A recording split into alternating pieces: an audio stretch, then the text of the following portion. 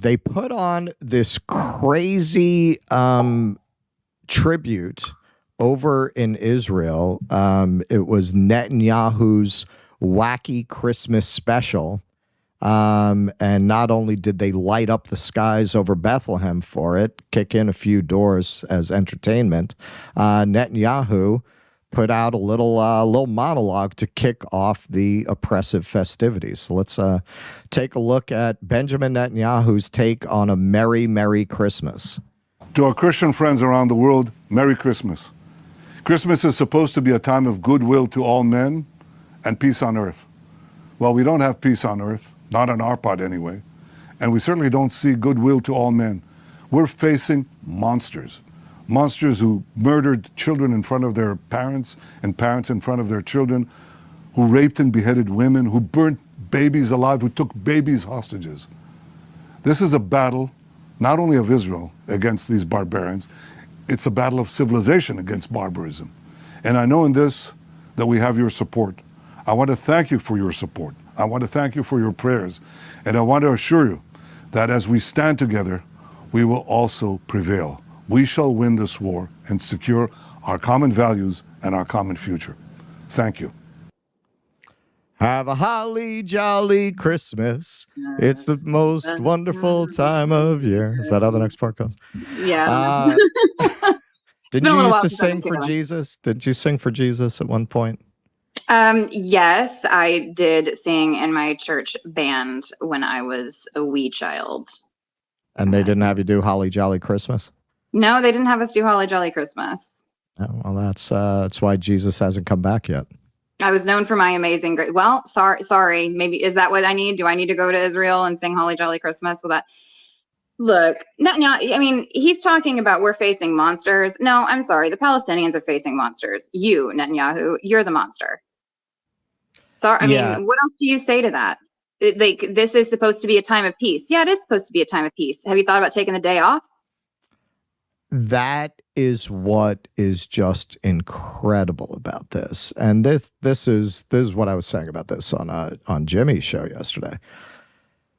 Only a nation that has been able to commit genocide and ethnic cleansing with absolute silence from the media and without any retaliation from the U.S., which continues to supply it with money and weapons. Only with that kind of just absolute freedom to act would you think that making a video like this is appropriate. Like, you have to just be getting absolutely no pushback on anything you do to go up there in the middle of this world historic atrocity that you're committing on a daily basis and speak as if the Christian world is with you. Nobody is with you. The vast majority of people of every religion, every faith, every nation, every part of the world is against Israel. Everyone can see what's happening here. It is not anti-Semitism. It's pro-humanity and just basic human decency. They committed actions against the Palestinians in the West Bank, not where Hamas is, in the West Bank on Christmas, where Bethlehem is. On Christmas. And you go up there and you talk about facing monsters. He did everything but throw out the Amalek thing again, which, for anyone who doesn't know, he made a speech invoking the Amalek, which is mentioned in the Bible as this barbaric race of people that must be wiped out. That must be completely wiped out. The order was to kill every single man, woman, and child in the quest to wipe out Amalek. So it's not just the military-aged men. It specifically is a call for the eradication of an ethnic group at the time. That kind of thing comes up quite a lot in the Bible. I did take the time to read it, and I always promise I'll do this on a patron show eventually. After I read the Bible, I decided the book of Joshua was the best one to use if you want to argue with religious people about the Bible, because, God gave you this land. There's just one problem. There are people there. Okay. So God tells them to go commit a 7-nation genocide against the people who were already there on the land that was promised. Hey, it's yours. It's just, you have to clear these people out. Yeah. There's a bit of debris covering it. You just got to sweep that up before you can really get on that land and take it over. It's a pretty sick story, and it's pretty revealing if you dig down into the book of Joshua, because I feel the Bible, I don't think there's a controversial view. It's a mix of history and mythology. Some of what they're talking about is based in actual historical events, which they mythologize through the lens of their religion. But with the book of Joshua, they got a little too honest about what actually happened.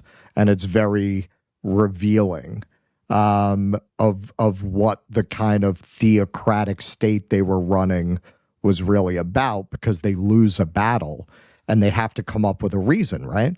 Because if God is on your side, there's got to be a reason. So they told them not to take the clothes. They told them not to take the raiment in the King James Version. But hey, human nature being what it is, I'm sure whenever they went and raided people took the clothes on the side. They just hid it, right? You can sell it at the next market or whatever. I'm sure people did. So what they come up with to explain why they lost the battle is somebody took the clothes, which is a good bet, right? So if you go through everybody's stuff, eventually you're going to find some poor schmuck. So they find a poor schmuck, and they kill him, they kill his wife, they kill his children, they kill his livestock.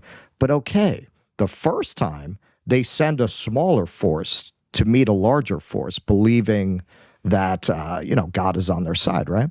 So if you really believe it was the clothes, next time you would send back the same number of people, right? Maybe send back less people, right? Because now you've placated God.